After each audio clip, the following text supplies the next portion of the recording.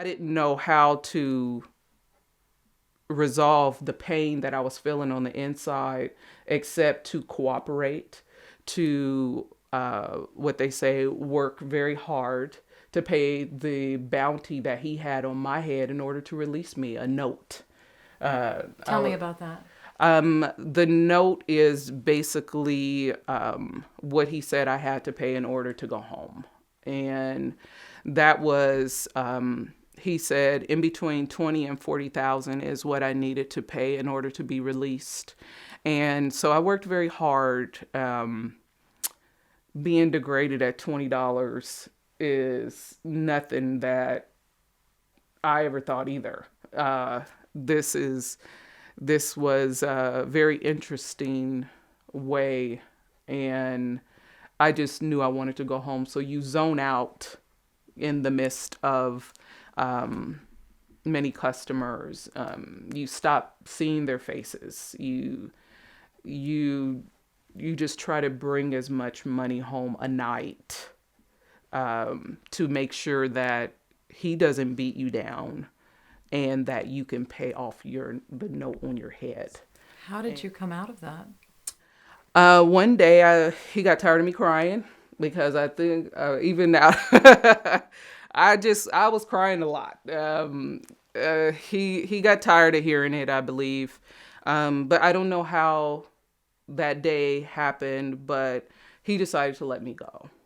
And what was it like when you came home? I couldn't be honest with my parents because it was a lot of guilt and shame. I wasn't sure how I could tell them, if I could tell them at all, and so I lied to them, because I was embarrassed that they hadn't taught me this life. I got myself in this situation, and I didn't know how to tell them. I mean, how do you bring that up And at so that how did time? you deal with it? I mean, Um, I covered it. I covered it, and I just went on with my life.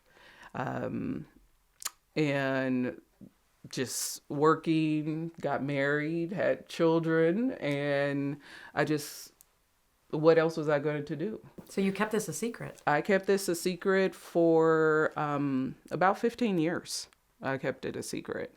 And in the midst of that, I did let my husband know pieces, but I didn't get into the delve of it because I didn't even know how I was supposed to present this, or that it was against my will and that I was an actual slave here in 1995. I mean, that was supposed to be gone. And how could I tell anyone about that?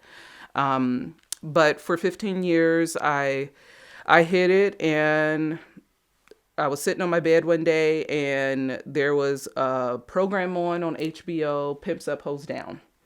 And the man who had hurt me was on there with another young lady talking about glorious about this life.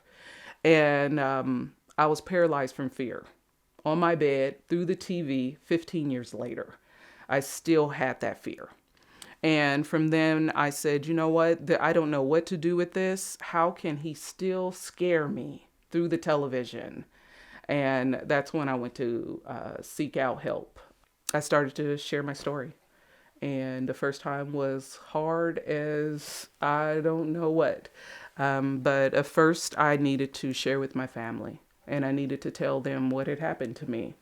How did that conversation go? It went better than I expected. I expected them to be angry. I don't know why, but I expected that.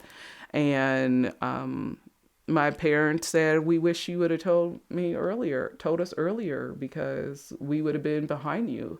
And now when I go speak, they're there. They're on the front row. I wanted to start helping those that were my age.